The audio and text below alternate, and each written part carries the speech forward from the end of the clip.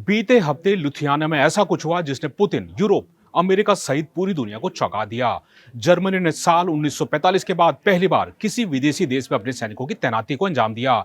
यह देश था लिथुआनिया। जर्मनी की सेना के 4800 जवान और 200 सिविलियन स्टाफ अब लिथुआनिया में तैनात रहेंगे।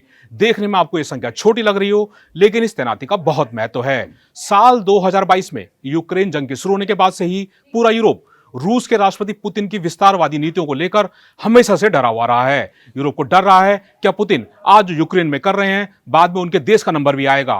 क्या सिर्फ नाटो और अमेरिका के सहारे वो सुरक्षित रह पाएंगे? और इसी सोच का नतीजा है दूसरे विश्व युद्ध के बाद जर्मनी की सेना की किसी विदेशी देश में पहली तैनाती।